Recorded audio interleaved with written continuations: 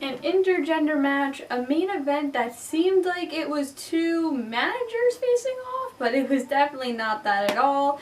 And a hope for the Yes-O-Mania that maybe Daniel Bryan's winning the Rumble after all. An obstacle course that, for a fun fact, the hurdles Bianca Belair had used, I actually broke my wrist on my sophomore year of high school. All that more took place on the January 22nd episode of Friday Night Smackdown, and we are reviewing all of it right here on Kimmy Talks Wrestling. Welcome to a brand new episode, and we are starting right now.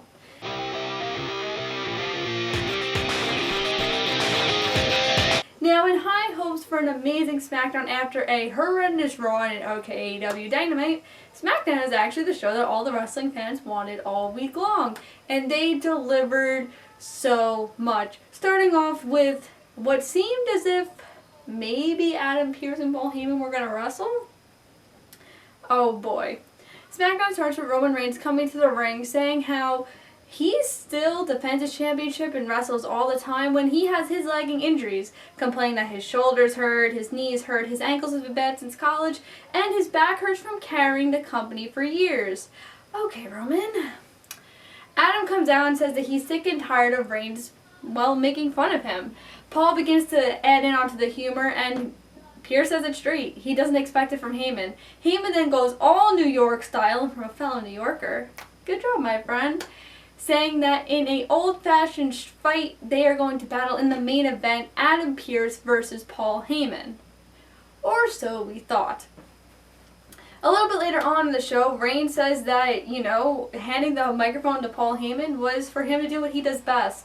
Not to wrestle or go into a fight. And he expects Paul to be a man.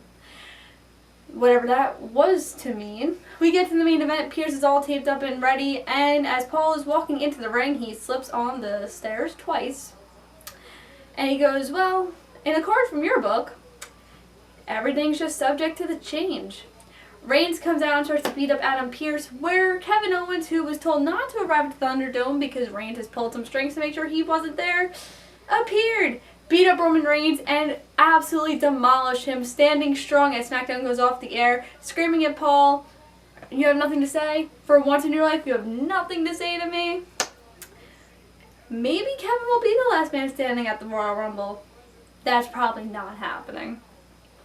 This was a really good segment. It was a nice twist to involve the anticipation of maybe Adam Pearce and Paul Heyman wrestling, because Paul in fights is very, very funny. And, abnormal. But it makes Reigns kind of look like the underdog going into this match, meaning of how SmackDown ended last night. It was great. Keep doing this. And we'll go to the boss, just because Wrestling Show Friday featured a little bit of Sasha Banks in an intergender match against Reginald. And I've had my doubts about this because this is the last time, I believe, in 3 years that WWE has had an intergender match. Oh my lord. Reginald, I don't know if maybe, I'm assuming he's trained in the PC to be, an actual superstar, and he's just doing this for the time being. But this was phenomenal.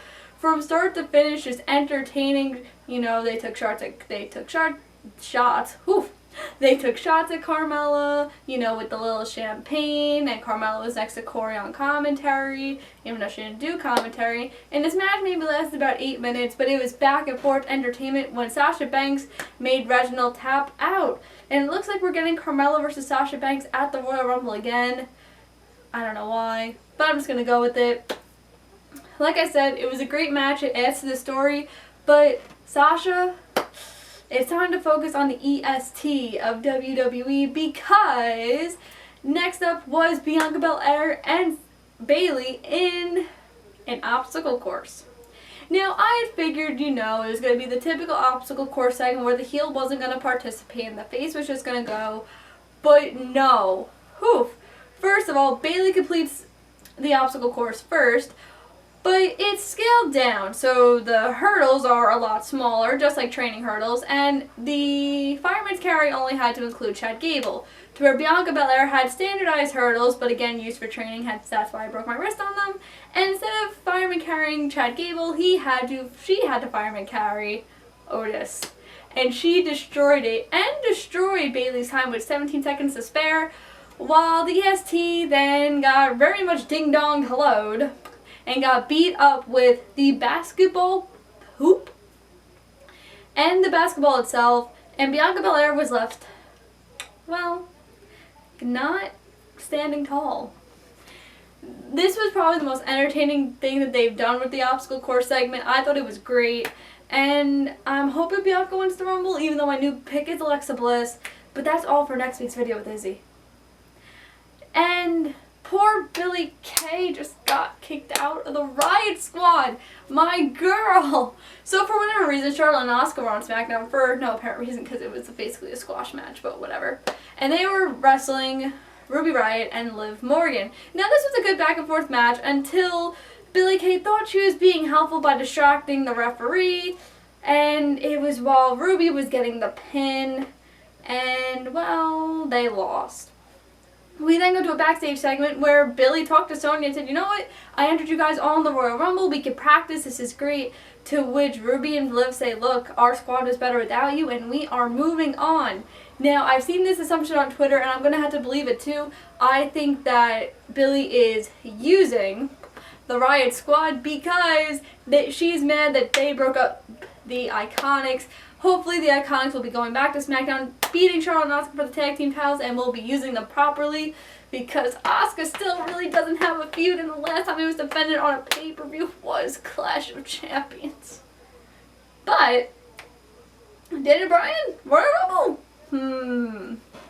Now, I admit, I said this last week, Daniel Bryan lost 2 weeks in a row. And usually going into the Royal Rumble, you look kind of strong, comparing it to a Drew McIntyre or a Seth Rollins, who has won in recent years. But this promo tonight had me very much speculating. Bryan comes out to start off the second hour of SmackDown saying, the Royal Rumble is his favorite time of year, and he gets chills just thinking about it. It's the start of WrestleMania season, and it's so unpredictable. You don't know what number you're going to draw. You don't know what superstar is going to come out next. You never know what could happen in the Royal Rumble. And although he's accomplished so much in his career, the one thing he hasn't done is win a Royal Rumble because, someone just screwed him in 2014 and 2015, but yike. Cesaro then comes out and says, you know what, I'm sick and tired of you saying this. I won the Andre the Giant Memorial Battle Royal, so you are not going to win. I'm going to win. Bryan then challenges Cesaro to a fight, and Cesaro says, no, you're not dressed for the occasion, but I'm willing to take on any other person who has entered into the Royal Rumble to prove myself. Me thinking it would nicely be Seth Rollins, and it wasn't. Ziggler comes out, and Ziggler says, I've entered he's entered the second most Royal Rumbles at I believe 14 this year, so the experience is going to help him win the Royal Rumble. And Cesaro and Ziggler had one hell of a match. This match probably lasted about 12 minutes back and forth with Cesaro taking the win.